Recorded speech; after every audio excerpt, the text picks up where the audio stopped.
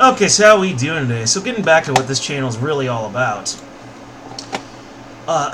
U.S. promises Turkey constraints in relations as it kicks it out of the F-35 program over S400 purchase. For those of you who don't recall or have been following this story, the S400 is a Russian missile defense system, which the United States was worried about not being compatible with NATO systems, and might accidentally target American planes, which many were assured us was not going to be a problem. Washington is cutting Ankara out of the F-35 program because the stealth fighter cannot coexist alongside the Russian air defense systems currently being delivered to Turkey, the White House announced. The F-35 cannot coexist with a Russian intelligence collection platform that will be used to learn about its advanced capabilities, White House Press Secretary Stephanie Grisham announced on Wednesday. The U.S. has repeatedly threatened to remove Turkey from the international consortium building the F-35 and block deliveries of the jets to Ankara, has bought and paid for. If the planned purchase of the Russian missiles went ahead, the government of President Recep Tayyip Erdogan has maintained this would be against the rules and said it would buy whatever weapons it wants. Right, because it's none of our business. This is just another way to turn Russia into a boogeyman. In what way is a missile defense platform going to spy on American planes? This is far-flung paranoia. I mean, they have no official alliance with Russia. It's just a simple purchase. What information are they going to be sending to them or selling to them? It's simple, far-flung paranoia. The White House sought to strike a counselly tone, however, calling Ankara a long-standing and trusted partner and NATO ally for over 65 years, even if the S-400 purchase undermines the commitments of NATO to not buy Russian weapons. The United States still greatly values our strategic relationship with Turkey, Grisham said in a statement. Our military-to-military relationship is strong, and we will continue to cooperate with Turkey extensively, though mindful of the constraints posed by the S-400, she added.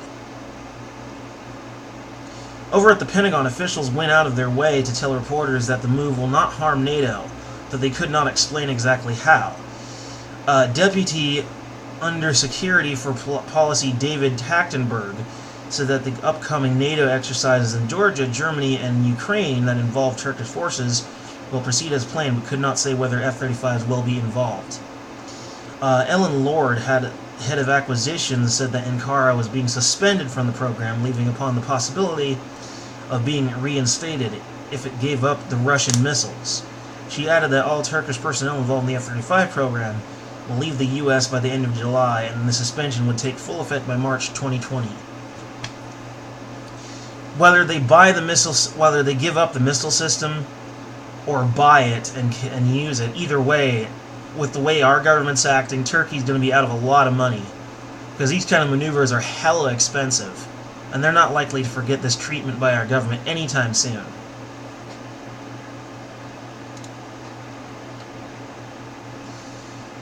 A tweet from Aaron Mehta summing up #Turkey will be out of the #F-35 program by March 2020 with all personnel gone from the U.S. at the end of this month. Officials would not rule out Turkey being allowed back into the program should they drop the S-400. Also can't say why this doesn't hurt NATO.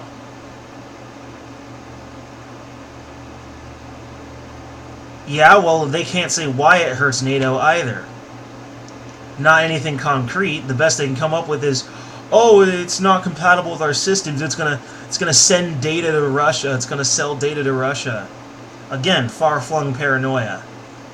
They have no particular love of Russia. They're not an ally of Russia. It's just a business deal. Moving the F-35 supply chain from Turkey will cost up to $600 million, Lord said. The F-35 program's lifetime cost has already been estimated at over $1.5 trillion, making it one of the most expensive in history. Well, and maybe we shouldn't be building it at all. No mention was made of Erdogan's statement on Monday that Ankara would like to go much further and set up joint production of weapons with Russia going forward. The remarks came on the anniversary of a 2016 coup attempt that the Turkish government has blamed on an exiled cleric currently living in the U.S. Really, though, what we're talking about here is a situation where the United States has just... Do they really believe that the S-400 will be sending information to the Russians?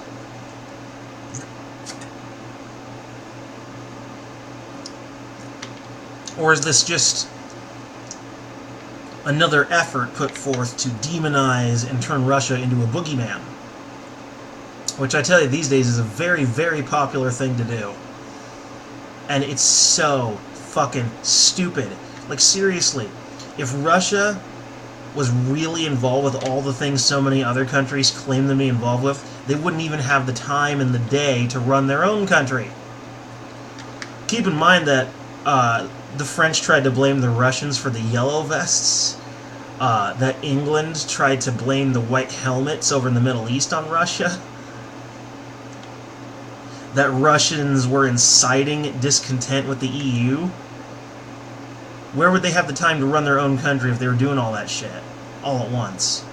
Their intelligence agencies would be busy working around the clock. They couldn't sustain that level of activity in their government. They'd be too bogged down with too many activities.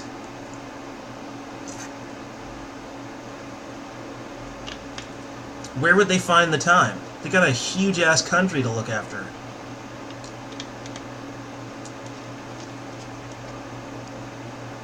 I mean, come on. Even if it's just their intelligence community, their agencies would be so busy that they might even develop a blind spot towards a possible attack. Part of the reason why intelligence agencies exist is to determine whether or not a nation is going to come under threat. Anyway, make of this what you will. I think it's stupid that we threw Turkey out of the program. Hell, I might even think it's stupid that we started it in the first place. Anyway.